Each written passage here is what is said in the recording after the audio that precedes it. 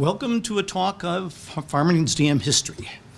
As you can see, I'm a senior, and I just had a senior moment when I left the house. I thought I had everything. I had my notes there, I had my maps, my book, my glasses. I forgot the teleprompter. So I hope you don't mind if I don't make eye contact with you people.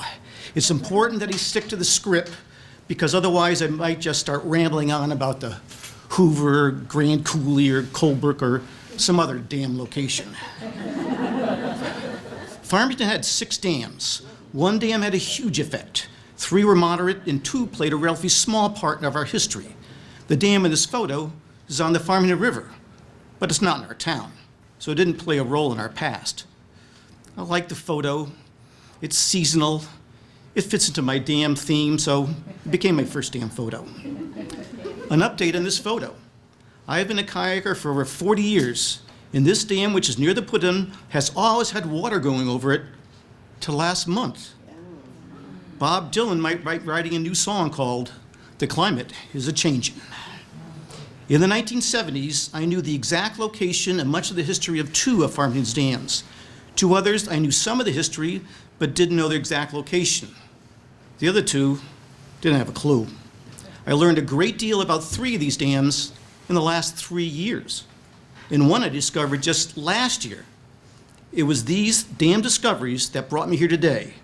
I will start the talk by presenting the 2 oldest dams in town, and then heading upstream to discover the other 4.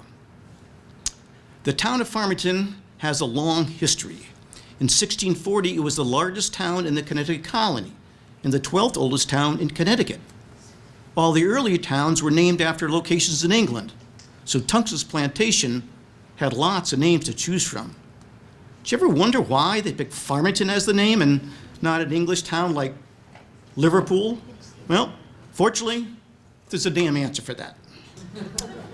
Ever wonder why the soil in the Colt community garden plots in the flats is so good, while yours and mine that's just a few miles away is just okay?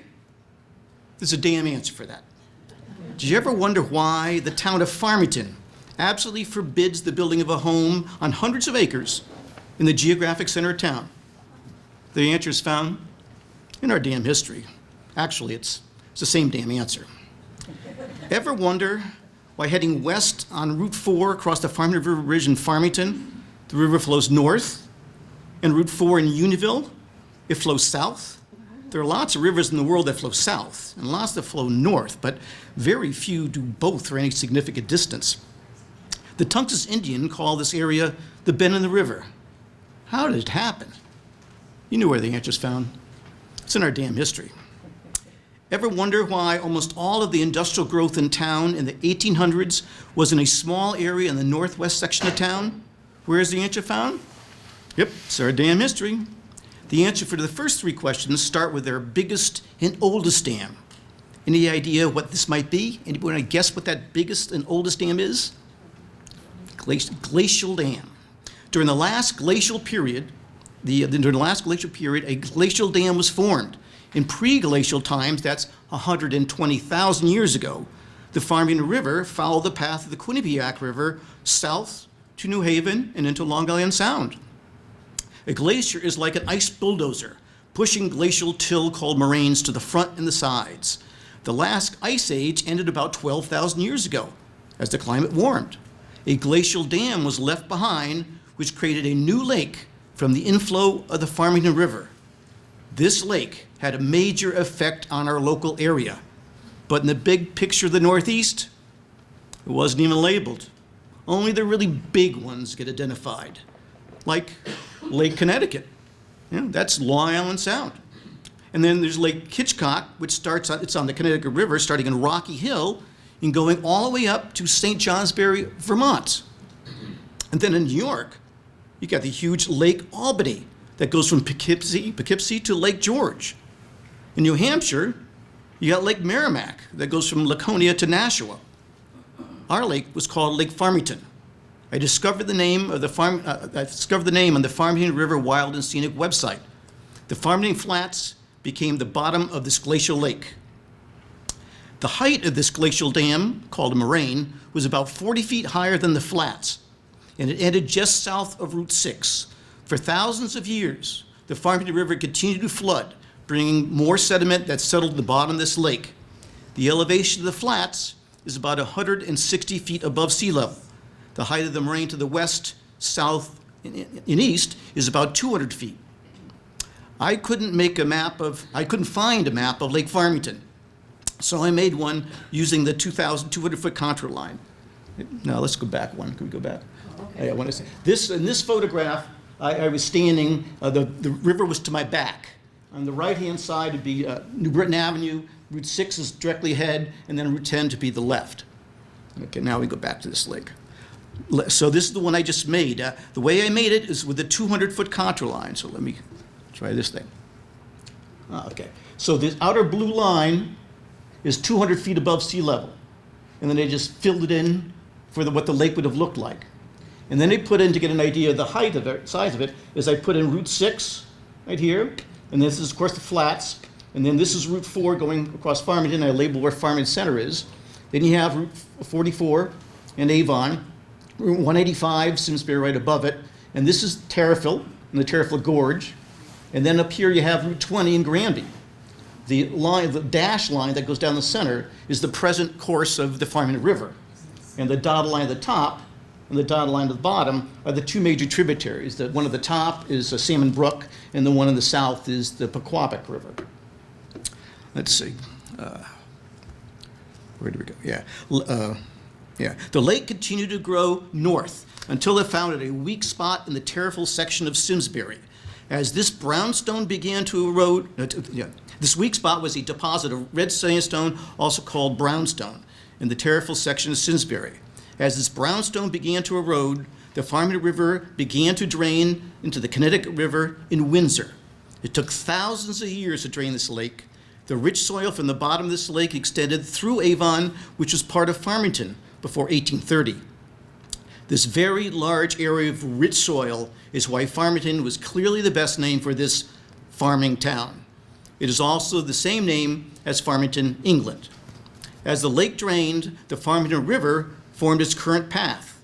This was the reason behind the big bend in the Farmington River. The elevation of the Farmington Flats is 160 feet.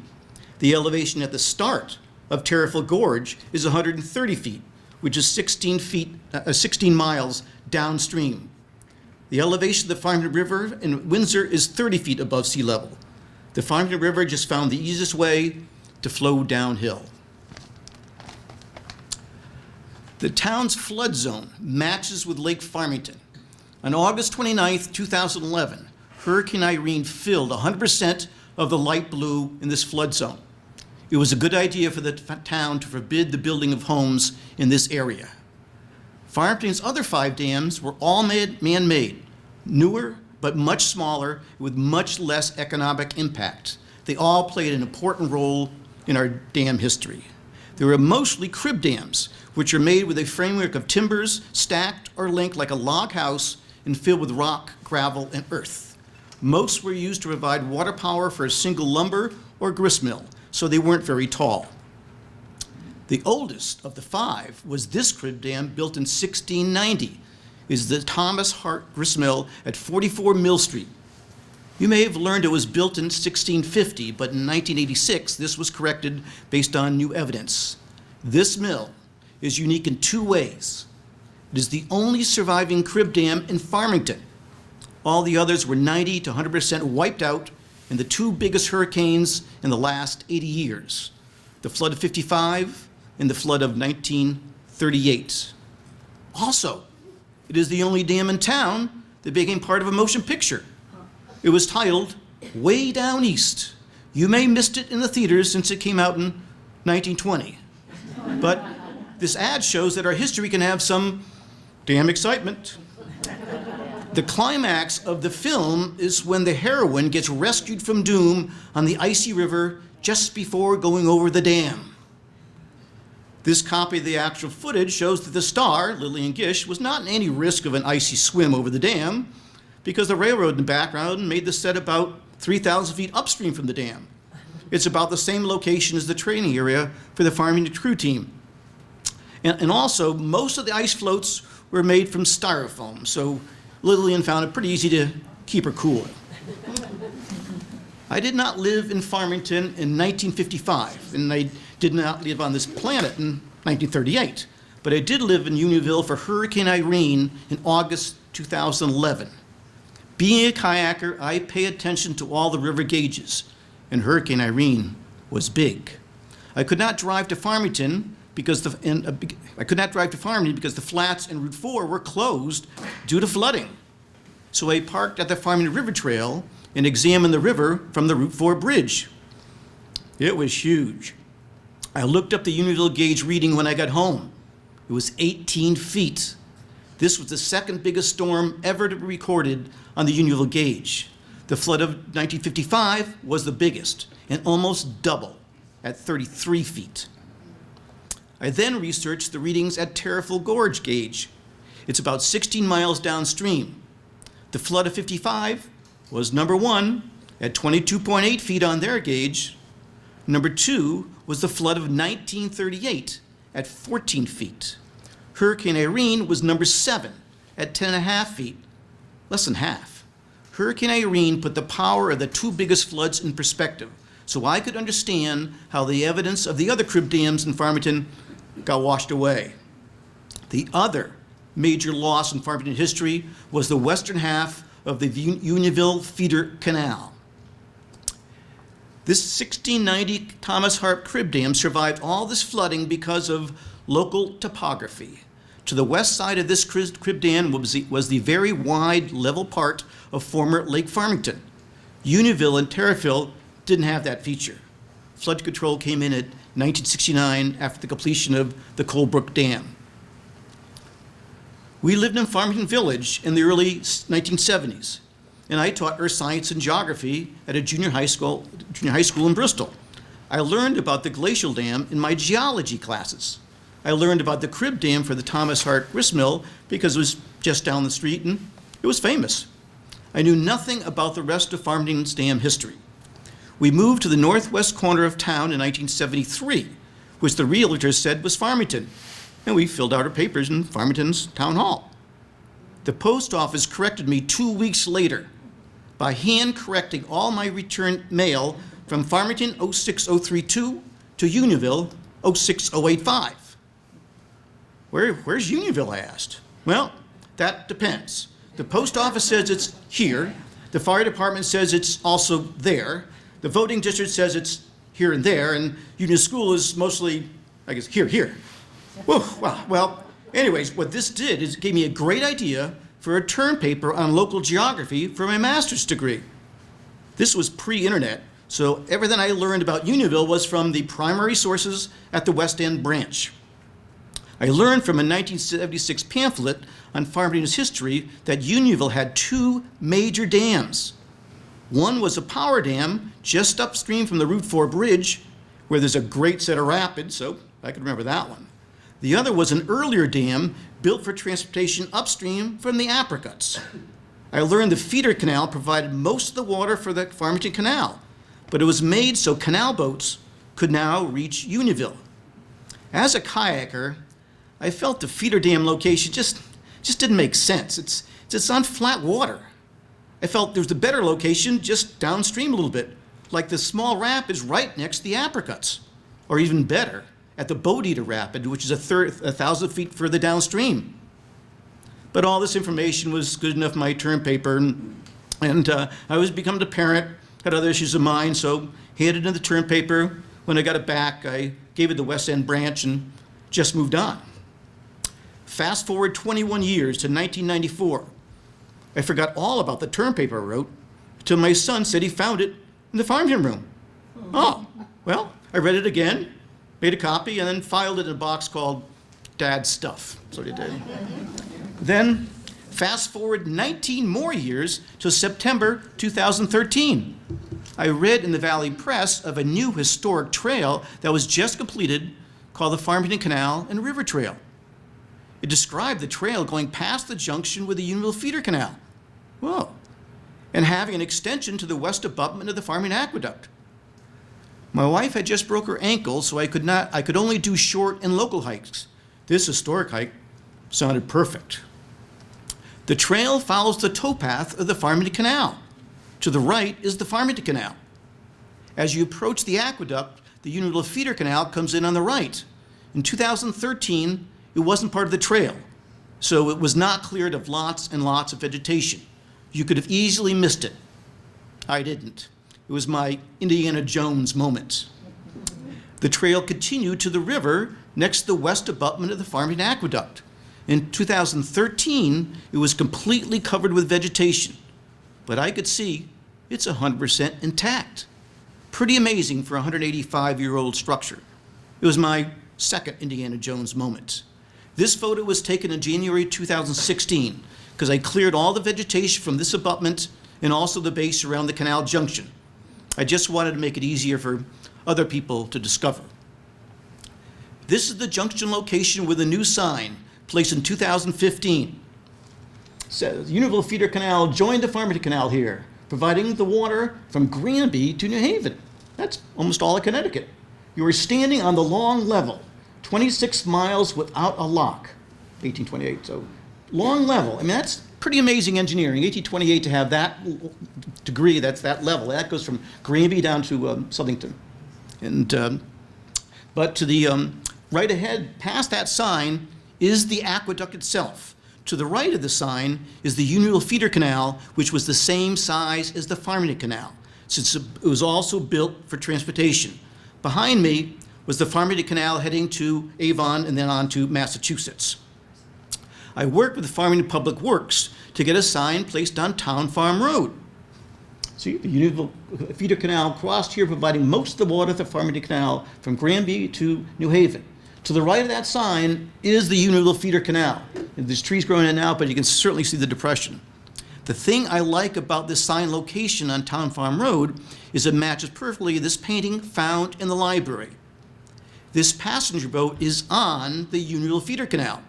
It is heading north, the junction with the Farmington Canal next to the aqueduct. The Unionville Feeder Canal Dam was the most important dam for Farmington for the 19th century. It was the victim of 2 huge floods. As a result, its exact location has been a damn mystery, and it's why I am here today. When I got back home, I wanted to do some new research on these canals. But unlike 1977 library, my 1977 library work, Google has made research easy. Just search Feeder Canal, Farmington, Connecticut, and I got lots of links and information that were just not possible before. After about 15 minutes on the internet, I made a discovery on page 1 of a Google search. I found a damn mistake. It stated that the Unionville Feeder Canal was upstream from Unionville. That's not what I remembered in 1977. The good news was that my long-term memory was still working. But the bad news is it could take me more than 15 minutes to correct the error. It also stated that the Farmington Canal opened without Farmington River water, since it used water from the brooks along the Metacomet Ridge. When the supply proved inadequate, they built the Unionville Feeder Canal, about 1831. I questioned that statement, but the answer was not my long-term memory, so I just had to Google it some more. What a difference in research 40 years makes. Google scans books that I never had access to before, like this book from 1883. It even brings me to page 449 and highlights the key words. I learned that the feeder was 3 miles long, it was the principal supply of water, and it was used for transportation. The 1880 U.S. Census report states on page 75 that the Feeder Canal Dam was a mile below Unionville, which is where the Gridley House is. This is the home of Elijah Gridley, who was the captain of the DeWitt Clinton. That was a 11-foot by 70-foot canal boat that traveled from Unionville down to New Haven. I'm still amazed at the size of these canal boats. 11-foot by 70 is like a tractor-trailer truck. Connecticut History Online gave me a map of the Feeder Canal made in 1834. Wow. So this map is pretty neat. The first thing I noticed is all these other symbol, the houses that are in here. And just this is the center of Farmington. There's lots of houses there, and there's not too many other houses elsewhere on the map. So this was certainly the population of the town. And then down here, you see, there's the Thomas Hart Grist Mill. And right next to it, that is the dam. That's the Crib Dam built in 1690. And as we follow the river upstream, we'll go to find the Farmington Canal upstream. It follows basically where Route 10 is, and it comes to about this area, and then it turns over to the Aqueduct, across the river here, comes to the other side to the junction. That was the junction that I just showed you a picture of. And then the Farmington Canal turns north, goes into Avon and up into Massachusetts. The Feeder Canal comes over here, it's labeled as Feeder, continues down, gets over, when it gets near the river, then it goes northwest. Okay, and there's the dam. This dam is just like the one down here. So that's where they felt this 1834 was the dam for the Unionville Feeder Canal. And it's right next to the Gridley House, which is right next to the library. And then I noticed this up here is Langdon. Now I remember Langdon, when I was doing my research on Unionville, one of the earlier names for Unionville was Langdon's Quarters, and that's Langdon's home. So that kind of made sense. And then the other thing I thought was interesting is this road right here. This road has not been labeled, but it looks like Route 4 or Farmington Avenue. And then what I thought was interesting is this bend right here. It's really kind of a sniffed bend right there. And I thought that was pretty good because that's, because I thought that bend was interesting because it's still here today. I call it Dead Man's Curve because the way the Department of Transportation identifies it driving east from the library. So it's right out here. A flashing 90-degree left-hand turn sign followed by 7 sign reminders to turn left, just in case you didn't see the first 6 signs. My problem now is whenever I drive by it, I can't hum that Janet Dean song from 1964. Below this map was text of a big surprise for the Unionville Feeder Canal. It was their long-term plan. Okay, this sentence here, let's see what we got. It says, this is the long-term plan for the Unionville Feeder Canal. Also proposed was a branch that would start in Farmington, pass through Unionville, end in Colebrook. The eventual plan was to have the completed canal connect to the Erie Canal to the Hudson River. So the Unionville Feeder Canal in the short term was 3 miles long, but that's just short term. You know, long term, this was going to be a major east-west canal like the Erie Canal. And then the other big discovery was this tall map. And this happens to be in the library, because this was the long-term plan for the Farmington Canal. I mean, I knew the Farmington Canal went from New Haven to Northampton, Massachusetts, and I thought that was it. Well, that's short-term. Long-term, this is the big plan. So here's Farmington, this is Connecticut, and went through there, and that's Northampton. But it kept going north all the way into Canada, into the St. Lawrence River. So the long-term plan for the Farmington Canal was a huge northwest corridor for canal transportation. So again, both these things were privately funded companies, and the short-term plan you got to get investment in, and you got to sell them in the long-term plan, and you were competing against the Erie Canal, so they had big plans. Okay, I discovered a historic marker created in the year 2000. This is new information. It had a map and text that supported my thinking, and it had a name of the author, Carl E. Walter. The good thing about this historical marker database is when you click on a main photo, you can zoom in and read everything, like this map of 2000. So this is right there, and so let's follow this one. It's very similar to the 1834 one, but this was made in the year 2000. So follow up the Farmington River. Okay, here we'll do the Farmington Canal rather here. See, it's labeled it, Farmington Canal is red. When it crossed the river here at the Aqueduct, we just saw pictures of it, there's the junction like the sign, and then this sign, this is labeled as Town Farm Road, so it crosses Town Farm Road, and then it continues up into Avon. Well here, the green, which is the Feeder Canal, crosses Town Farm Road where that sign is, then it crosses Devonwood Drive.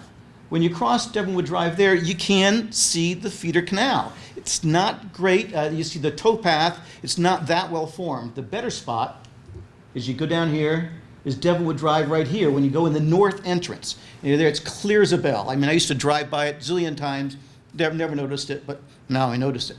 When you go into that entrance, you go by 2 stone pillars. And as soon as you pass the pillar, look on your right-hand side, and you can see clearly the Feeder Canal there and the towpath. The other thing, this canal kept going to Winding Trails. So this is the entrance to Winding Trails. And that one you can see also. You got to get out of your car to see it, but it's good. The towpath is there, obviously, and the canal is there, really, obviously. Then it went across Dunning Lake, kept going across, And right at this intersection across, and this intersection is the stoplight. It's the stoplight, here's the library stoplight, and this is Brickyard Road stoplight, so it's the one in between. It's where Route 4 and Wawassa Lane cross. So the Feeder Canal crossed there, went down to the river, and then started heading northwest. Really like that map of 1834. And look, one other thing. You see what's right there? Dead Man's Curve. So the dam looks like really close to where Dead Man's Curve was. So, where are we going here? I got to get me, Carl's map, I got it. So I need it. All right, I found 2 other web mistakes during my research on the internet. They were on the 2nd and 3rd page of a Google search, but they all had the exact same text as the first one. My kids went to Irving Robbins and did their Paideia project by going to the library. Today, many students will mostly use the internet. I thought it was important to correct these damn mistakes. I had just completed at least 5 hours of solid research, and I had 5 quality resources from the 1800s, plus a new resource from the year 2000. It supported the other 5. I became confident that this research would result in erasing that simple error. In November 2013, I emailed the source of the original error, which estimated to have been on the internet for about 15 years. I included all my 5 quality 1800 sources that would not have been available 15 years ago, plus the new historic marker from the map with the new map. They cordially responded saying they were upgrading their entire website for 2014 and will review all my new input. They thanked me for all my research. It was November 2013. That was fine. I could wait. In June 2014, I noticed there were changes to their website, but no correction to the text that I understood to be the error. I sent another email to which they quickly responded saying they reviewed all my ideas, but they supported the original research done by their experts, and there would be no other changes on the webpage. After reading that email, I said, what? Then I said to myself, self, just who do you think you are? You are no expert on these canals. You're just a former middle school geography teacher that wrote a term paper about Unionville in 1977 and just spent 5 hours on the internet. For all they know, you could have cherry-picked your sources and ignored anything they said supported their idea. You don't even know where the dam is. You just narrowed it down to about a 2,000-foot section of the river. That's hardly exact. Okay, I said to myself, you made your point. It was time for Plan B. Plan B had 3 goals. Find some real experts on these canals, find the exact location of the dam, like the Thomas Hart Grist Mill at 44 Mill Street, and find the source of their error, which could be more hours on the computer and maybe a trip to the Farmington room in the library and the Farmington room in the library. I never looked there. They just may have an old source that is local and was never put on the internet. Very interesting. But first, I need to find a dam expert on the Farmington Canal. A friend of mine told me, you got to think outside the box. If you want good resources on the Farmington Canal and the Unionville Feeder Canal, you got to go to Plainville. I first visited Norton Park because the Farmington Canal is still there. It's got water in it. I then went to the Canal Room in Plainville's Historic Center. I highly recommend it. The Canal Room has a wealth of information, including models of canals and a diorama. I asked them if they knew any experts in the canal era. They showed me 2 very comprehensive maps of the Farmington Canal and had their names on it. They said they knew both the authors, and this map was published in the year 2000, and one lived in town. I got Ruth Hummel's phone number. We talked about the dam error that I thought was made. She agreed with me. And I remembered the name of Carl E. Walter because he was the author of that historic marker. I asked Ruth for his contact information. I got his email address. I then discovered that Carl was presenting a talk about the Farmington Canal at the Simsbury Free Library. His talk was great. Highly recommended. A key fact I learned is when you build a canal, you got to follow the contour of the land. You got to keep everything on the level. Carl's new project was to create new maps on a town-by-town basis. I got lucky. I discovered not one dam expert, I got 2 dam experts. By October 2015, there were no longer any more errors about the Unionville Feeder Canal on the internet. The students at Irving Robbins would not be misinformed. I thought I was done. I discovered I had a new problem. I couldn't get Farmington's dam history out of my head. I felt it was still important to find the exact location of the dam. In 2014, Carl let me have this photograph of a detailed map of where the dam is. So let's take a look at that. Now, the thing about the canal is about 36 feet wide. The towpath is another 10 feet. So you need a pretty big, large piece of property for that. And what he felt, this area, here you had the canal, the feeder canal, and you had room for towpath here and here. But as you go further north, or northwest, it gets skinnier and skinnier, and there's no room for both the canal and the towpath. So this is why he felt it was right here. And there's Dead Man's Curve. So that was his idea that was there. But for me, that was good, but I wanted to vet his research. I wanted to see if there's any other possibilities. So I went to the town hall, and I got a topographic map with 2 foot contour intervals. Clearly the riverbank was too steep upstream from the Gridley house, but downstream had several possibilities. My plan was to start with the first house and work my way downstream, just knocking on doors. I just wanted to get permission to look in people's backyards to find any evidence of the Unionville Feeder Canal. I got lucky.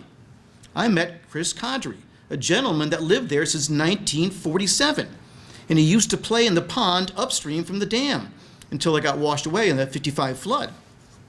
He also agreed to come to the Farmington room so we can video record his oral history. He said that the town's sewer line now crosses the location of the Unionville Feeder Canal dam. So let's look at this topographic map here. So here's Monteith Drive, okay, and there's the Gridley house, and obviously, yes, right opposite the Gridley house, he's right, there's just no flat areas there at all. But as we go down, there's a little flat sections here, and the further you go down, it does widen out quite a bit. So this does look like the pretty good area to do it. And right here is a sewer line. So going across, so this must have been the location of the feeder dam. And what's over there? Dead Man's Curve. So Carl's map was right. I mean, I found the location of the feeder dam. It felt good, but there's one little thing I don't know about you, but I think it kind of stinks. The town of Farmington placed their sewer line over such a historic location, but that's just water over the dam, so to speak. And, I had to return to the dam location when this river was so low last month. I could just walk up the river. I was looking for some real physical evidence. I mean, something that you could really say that this was it, physical evidence. Well, this is the satellite of my route. And this satellite map was taken during normal water levels. And I was walking when it was really low, so I did not walk across the water, even though it looks like I did here. But then you can get easily goofed up. I went too far north upstream. I was looking for it because it was hard to see the banks. Then I came down, walked partway out here, but couldn't see much more. But then I went down here, and I walked, 2/3 away across the river. And it was a major rapid right there. You know, these other ones are fairly minor rapids. This was a pretty big one. So that means there's a fairly good elevation change right there. And right there's a sewer line. And there's Dead Man's Curve. So this looked like the correct location of it. To get the idea of what it looked like from the photograph, this is where I was standing, where that little silhouette of the person was. That was me. And looking upstream, you can see there's the apricots. Okay, and then this ledge I was on here, this is the big drop where it dropped a fair amount in elevation there, certainly a foot or more. And then over here is the Feeder Canal Dam, and it went across approximately this area here. So that is the location that gives you an idea. You're downstream from the apricots for sure, and of the Feeder Canal Dam. I was still very puzzled about the story of the Feeder Canal Dam being upstream from Unionville Center. It had to be a credible source that stood the test of time.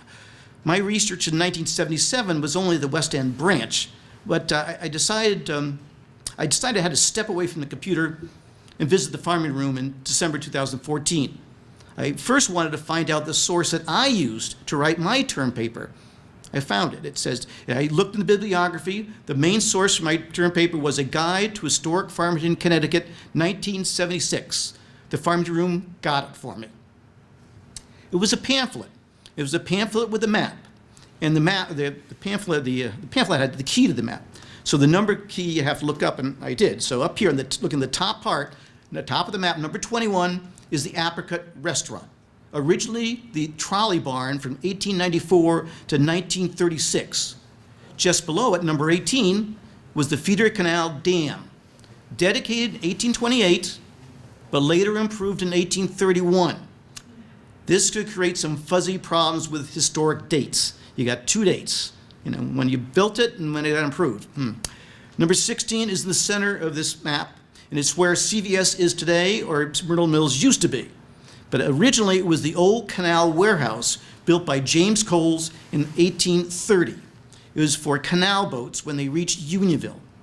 Number 2 in the lower left-hand corner is Richard's Mill, next to Riverside Miniature Golf, circa 1780. So it's one of the oldest buildings, not the oldest building in town, or one of the oldest buildings down. Number 1 is the second dam built for power in 1856 by James Coles. From this pamphlet, I learned that the Feeder Canal Dam and canal was for transportation built downstream from Unionville, and the second dam upstream provided the water power for Unionville in 1856. There was no key at all for any of the dotted lines on this map, which didn't bother me because I finished my term paper. I just wanted to learn about how Unionville got started. But let's take a look at there's a dot line right here, goes down Farmington Avenue and stop, but there was no key anywhere. And then there's this dash line, or whatever, dotting line here, that went down, then across the river on this side, and eventually end up where number 1 is, but no idea what that was. I'm a map guy, so I asked the Farmington room to see any maps of the Unionville Feeder Canal.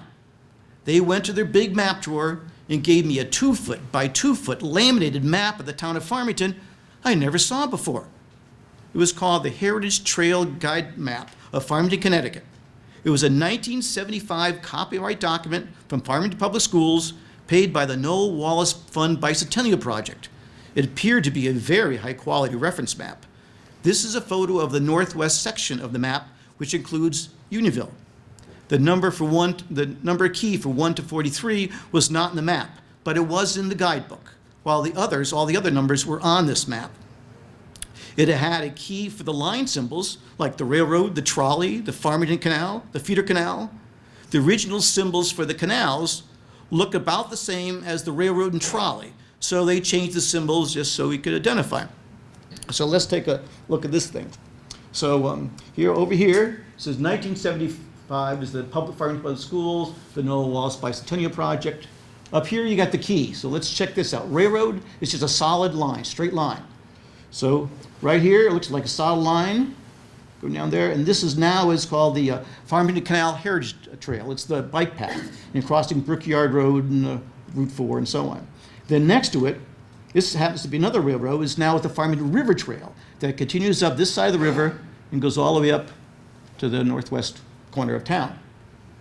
Then you have the Feeder Canal, it's a kind of tight squiggle, and the Farmington Canal is a bigger squiggle.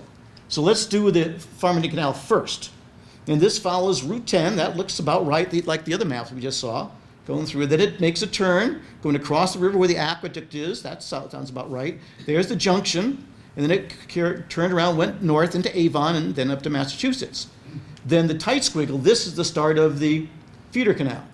It starts here, goes across Town Farm Road, yep, and this is apparently before Devonwood was made, because Devon doesn't be in here, but it does have the winding trails entrance right here, and it did cross winding trails, so that matches up with the last map in the year 2000. And then it keeps going over, and keeps going straight, up, and then it keeps going to past Unionville.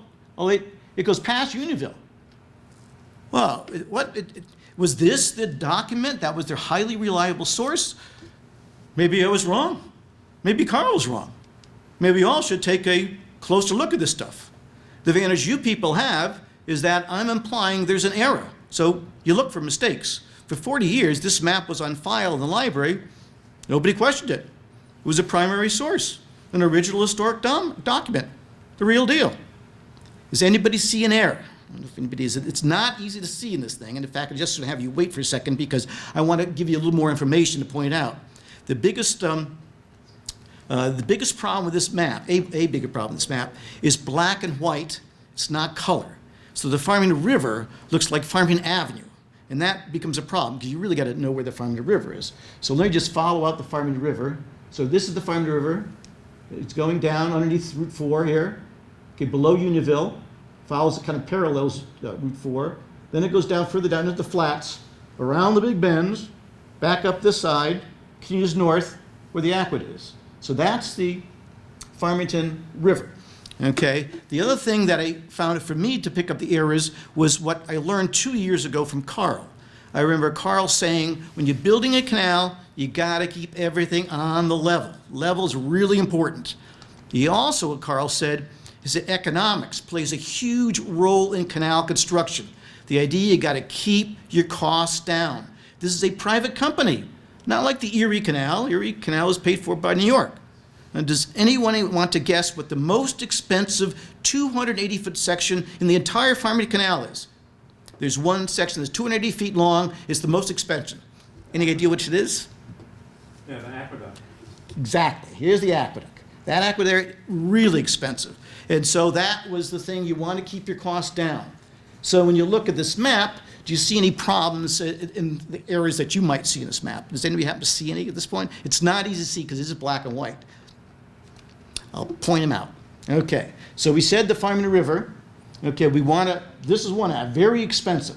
So I'll go back upstream. We'll start the Farmington River here, going upstream here. There's Farmington River. An extra aqueduct. There goes the cost.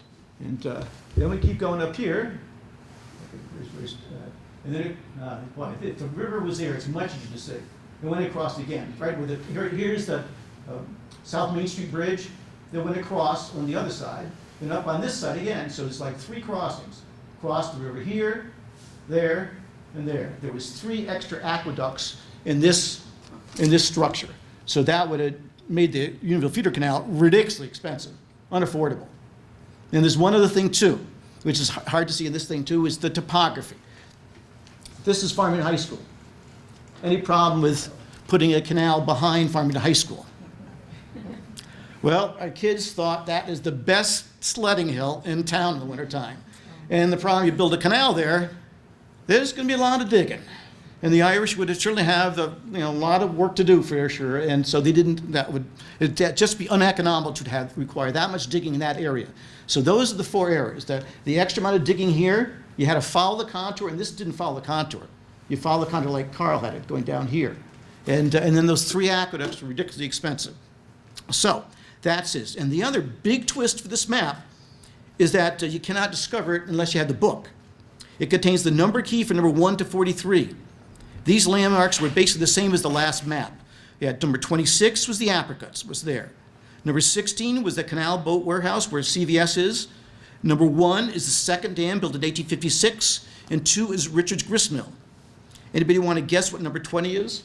And 20 would be right about there. Any guess what that would be? It was the Feeder Canal Dam, is what it was. But the time frame they put there, it was finished in 1831, not 1828. So these fuzzy dates, very fuzzy historic dates, could be why the statement they made that the Farmington River Canal opened without water from Unionville. Both the big dam and the Unionville Feeder Dam were upgraded as the demand for the service increased. I only used the year they were open for operation, not when they're finally finished. This book apparently used when they were finished for their time frame. My theory is that the flood of '55 destroyed almost all the evidence from Unionville Center to Winding Trails. The 1856 power dam and canal was there, and it survived. And in Winding Trails, the canal was there and survived. So I believe this 1975 map maker just connected number 1 with 36. They just made a damn mistake. I would like to give kudos to Farmington Library for how they handled this book and this map. In December 2015, they added an addendum to the book that pointed out this one error using the same type of question I just used. And they modified the map in color with a color overlay. It is still on the shelf. I got a copy right here. So last month, just before I was going to make this talk, I decided I better check the internet again for anything new that be out there. And so this was on page 1 of a Google search. Wow, it had Unionville Feeder Canal in the title. That wasn't common at all. And it had the first photo I've ever saw of the Untitled Feeder Canal, showing the canal and the towpath. Wow, that was pretty good. The text was from a book published in 1982, which was pre-internet. So I thought it best that we vet the facts. The first paragraph looked good, as did the second. But you know what I found in the third? A damn mistake. That's great. And so it's time for another damn quiz. Does anybody see in the first sentence, in that third paragraph, what the error is? It says near present-day apricots, which is not correct. The actual Feeder Canal Dam from Carl's map is downstream from the apricots, and you saw the photo, by a couple thousand feet. So where did they get this information? From the 1975 and 1976 maps you just saw. That's where they got the information. This is the only error I could find, so I thought this might be a good experience for a student at Irving Robbins to learn that the internet has lots of information, but not all of it is correct. It'll be a good time for those students to learn about vetting. I thought after finding the Untitled Feeder Canal Dam, I'd be finished with Farmington's dam history. Well, I wasn't. I discovered this 1878 map in the town hall. There were 2 more dams upstream from Unionville. I was aware of the uppermost dam for 40 years because I kayaked by the east abutment. I didn't know anything about the west side. That all changed in February 2015. I kayak all year long if conditions are good, and with 3 inches of fresh snow, it was a perfect day for making a dam discovery. I was in a long section of flat water, just below New Road Rapids. I had plenty of time to look around, and I noticed a very long, even line in the woods to the west. I followed it downstream, then decided to get out and take a look. My first discovery was the west abutment of the dam, which is normally hidden with lots and lots of vegetation. Not so much in February. It also had a major wing wall for support, and it was exactly opposite the east abutment. I then went into the woods to determine what that very long level line was. It ended up being a 1,000-foot long earthen dam built for this power dam in 1856. A very cool discovery. I remembered reading about how the town of Farmington purchased this land as open space. I got back on my boat and started to do some more damn thinking. Maybe there should be a trail to it from the Farmington River Trail. The Power Dam's trail ended up being an Eagle Scout project. When this project was completed, though, I'd be done with Farmington's dam history. This is the west abutment of the Power Dam, cleared of over a century of vegetation by Satchel Mole and his Eagle Scout team. It is pristine, and the wing wall was repaired made after the flood of 1938. This is the 1,000-foot long earthen dam separating the reservoir on the left from the railroad on the right. This is a photo circa 1870 of the newest power dam in town, built in 1856 by James Coles, when the railroad era replaced transportation by canal.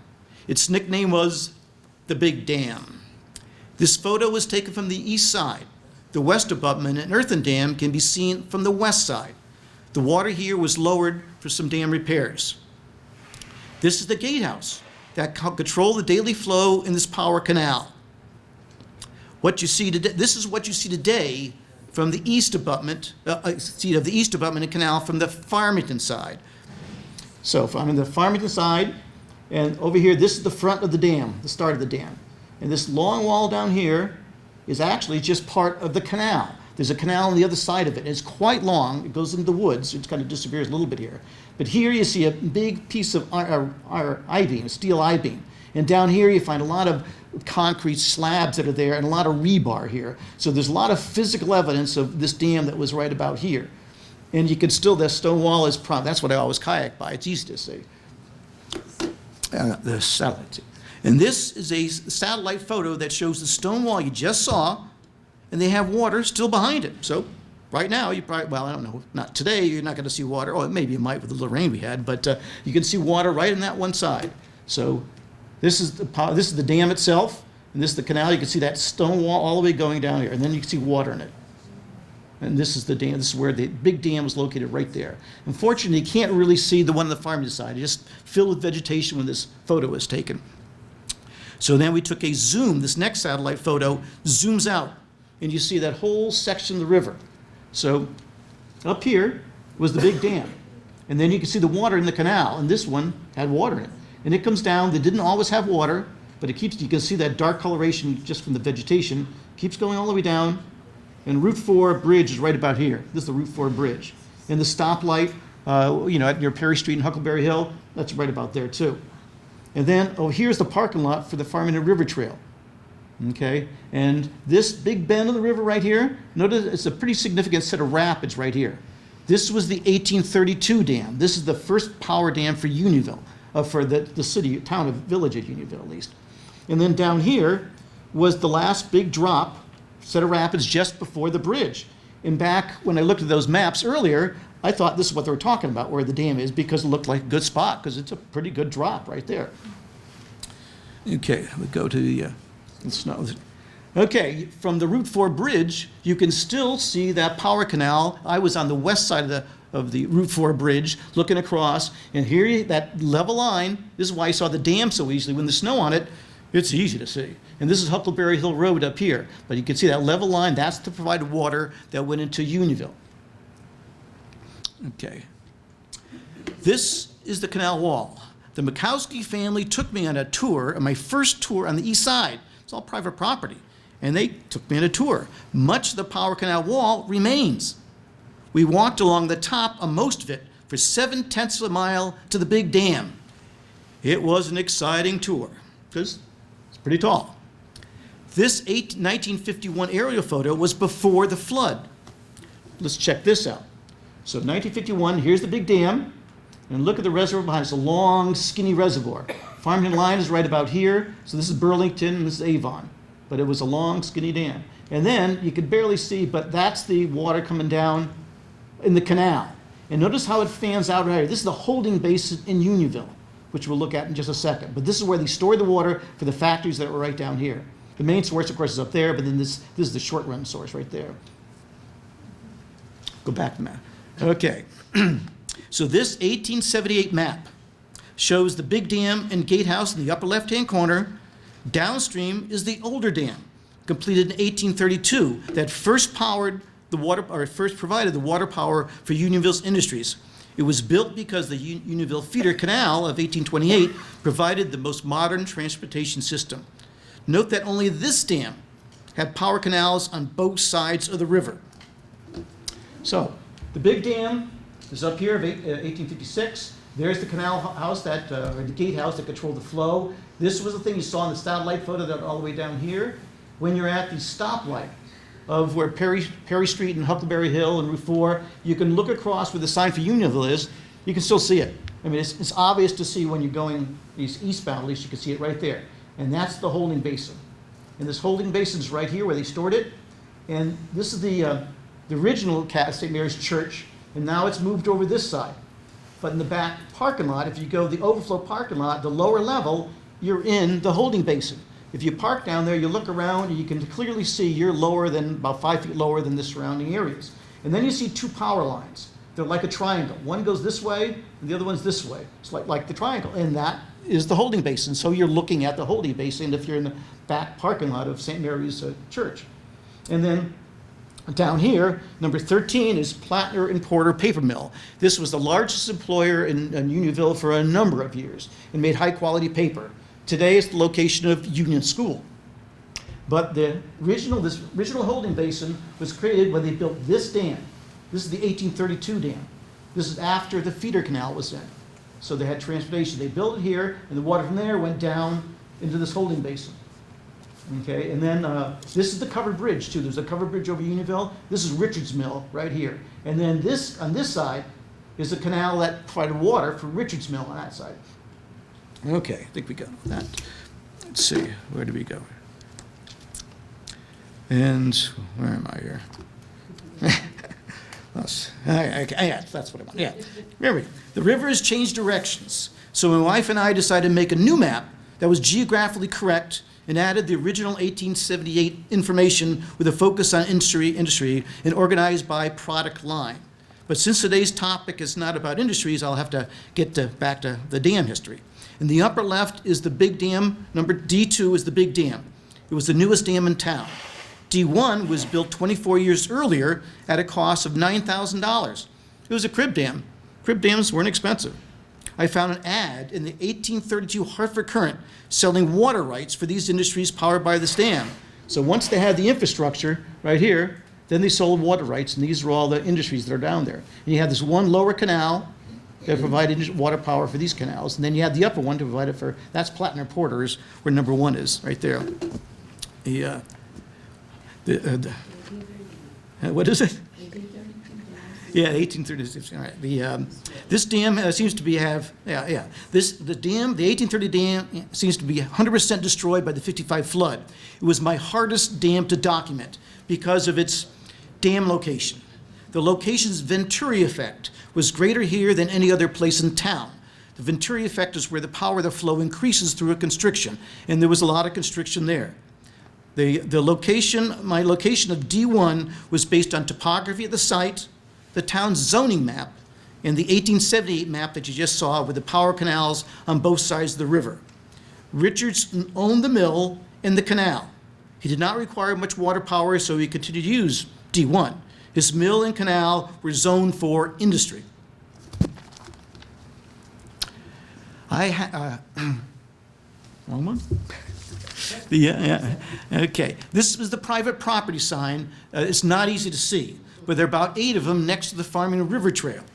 As you head north, the wooden rail fence ends, and this sign appears to the right in about 100 feet. This is the end of the private property that the canal was located on. It was industrially zoned property. Just before a black metal fence, you turn right onto an open space trail that goes to the river. 10 feet off the river trail, you step over a railroad tie and a steel rail. It's the reason the big dam was built upstream. As you head to the river, you will find a major 50-foot-long rock outcropping that forces the river to the east. Upstream is all the potential water power that would be harnessed by this dam built in 1832. But in 2016, you can see it didn't have much water. As you head just slightly downstream, this rock outcropping extends more to the east, constricting the wide river in the previous photo to about 75%. This is the location of the crib dam of 1832. Mother Nature made 75% of a rock-solid foundation. Huckleberry Hill is very close on the east side. In the winter, you can see the power canal on the other side. It's about the same height as where I was standing. Its location also matches the last private property sign where the canal brought water power to Richards Mill. This power dam was built because the Unionville Feeder Dam brought modern transportation to Unionville. When the railroad arrived, the big dam replaced it 7/10 of a mile upstream. This is a kiosk constructed as an Eagle Scout project on the Power Dams Trail. It's located on the earthen dam that was part of the big dam. It was August 2015. I was completing the final printouts of the materials. The 1878 map and my 2015 map matched perfectly. I had good photos. The text I was done. It felt good. I should have gone on vacation. But a question popped in my head that would just add one little sentence to the text, so thought it was worth asking. How the heck did Richards Mills survive the flood of '55 when the covered bridge next to it got washed away, as well as many houses in Unionville? I started knocking on doors again and met Paul Kramer, the current owner. He explained that in the flood of '55, it got up to the 2nd floor. Pretty high. But it hardly moved because it had a heavy slate roof and a third floor filled with grain. It just had too much mass to move, but it was able to twist the frame. The mill now has corners that don't match up to a nice, perfect 90 degrees. He then took me on a tour of the outside, and he pointed out the foundation from the 1837 covered bridge and the stonework for the sluice that went under Route 4. So this is the foundation for the covered bridge. It's in great shape. On the other side of the river, you can see evidence of it, but nothing like this. And Route 4 went right here. That would be Route 4. Now, this little thing looks like a mini Stonehenge. What that did is it protected the sluice. So they would have these two signs along the side, And then this would be like the capstone. So you could drive your wagons over Route 4 and don't fall into the sluice. The sluice could constantly provide water power for that, for the factory. And when we started, then we started talking about the dam that powered this mill. I assumed we'd be on the same page with the 1832 dam. Seemed to make sense to me. He then said there was a dam built a few hundred yards upstream from the mill. Oops. I remembered reading one very brief source that mentioned it as 7080 dam, but the details and location were anything but clear. He said he saw evidence of the dam a number of years ago and felt it could still be there. What if he's right?